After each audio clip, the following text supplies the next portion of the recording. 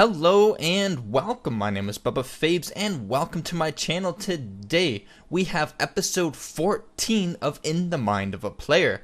For those of you guys who don't know, In the Mind of a Player is a series where I narrate over my own gameplay, giving you guys little tips and tricks in the ever-changing gameplay that you won't find in any other guide or how-to, based on each round being so different from another. So don't forget to hit the subscribe button if you haven't already for all the other content that will be coming out, and I hope you guys enjoyed this video. So here we are on Favela. I'll be playing as Rook. Just one quick kill hole I'm going to point out to you guys. A lot of people will break down the window on Ant's office, but putting a kill hole here is usually less notice and to get some kills on people just running around the building from spawn. Now, I'm going to make my way back down, just going to double check, seeing if they are spawned from this side or not. It doesn't look like that's the case, so I'm going to make my way down back to the objective after seeing that all my teammates pretty spread out, roaming pretty heavily, and we don't want them to just walk onto this base. Now, we find out that they don't even have a thermite or Habana. They do have a Thatcher, but they didn't bring anyone to take down these reinforced walls, and that was their major mistake. On Favela, the attackers can win so easily just by opening up a couple walls strategically. Now I'm gonna shoot out this radio because the audio keys in this clip is what helps me win the round, and I'm just gonna want to emphasize the importance of listening and how much that can really change the tide. So right now I'm just hearing generic people running around. I can kind of hear them a little bit to the east of me and on top of the roof or on the sides or whatnot as I look around, and I'm just gonna kind of try to hold down a lot of the teams on this main floor, so I'm not expecting them to come in from my right. As they slow smokes, that usually signifies a push, so I'm going to prepare aiming at the stairwell wall right here, because if they swing in, I can usually get that notification cue, and I'll pre-fire as I come into the room. Now, instead of entering, they're going to drone me out instead. Now, I'm going to move my position, because a good player, once he knows where you are, if you stay there, he's going to just pre-fire it, and you're not going to stand much of a chance. So I'm going to change it just enough, keeping my eye out on this side anyways, just in case. Standing on this counter gives me a pretty good angle on both sides. Getting droned out that second time, so again, I'm going to move because I want to keep them guessing, especially since I'm the only one on objective, and I need to hold this down. Now, this is the clip where I hear the barbed wire, first thinking I was standing on it, then realizing it was coming from the stairs. And right there, see, that's the cue that I'm listening for, that signifies that there's someone over there. So this is where I'm just going to jump over here and I'm going to pre-fire these stairs, catching that Thatcher off guard just as he's about to leave. Now, just as I jump back in, I get the notification that they're securing the objective, so that can be from only one point, and that is the stairs or the windows. So as I jump back in, I'm going to pre-fire the location where I assume they're going to be. Now, right at this point, this is why you don't take tight corners. If you're coming around a corner, try to make it as wide as you can. That'll cut back on this visual cue of sticking your gun around the corner, giving me the notice of where exactly you are before you even kind of really come around that corner. So really try to do that. It's really hard on these stairs, yes, of course, but definitely what lost him that battle indeed. So pre-firing again just as they come around, that snap to the head. Running out of bullets, I'm not worried about necessarily getting that kill, but refilling my gun. Now him going down warns me that the second person is right there on the stairs. So I know he came from this direction, so I'm going to sit here and wait. And this is where the second audio visual comes in that warns me where he comes in. That right there. Now if you missed it,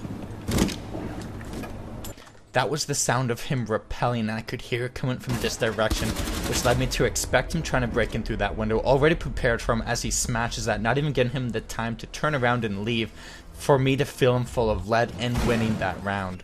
Here in our second clip, it brings us over to the map of Oregon, where I'll be droning out as we try to push in through church and make our way over to the kitchen dining room area where the objective is. Now, coming across a pulse, there's no way I'm going head to head with a roaming pulse, especially since they can track you where you are, making it much harder to surprise them and push up on them. So we're going to do this as a team.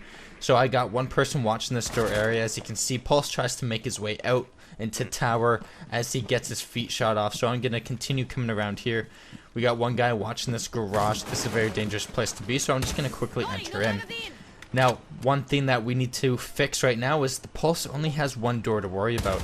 So by making a kill hole for me to peek through and see into church, it gives him a second area that he has to watch. giving it a harder time for him to hold down this area.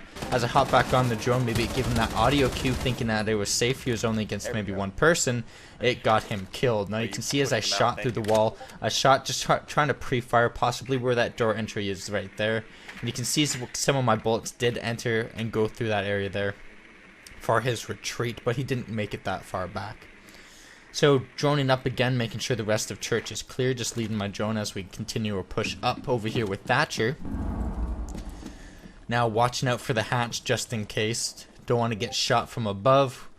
Making sure it's clear. Now over here, gonna send off my Habana charge up high. I'm not worried about entering in yet, so I'm just gonna shoot off one just in case.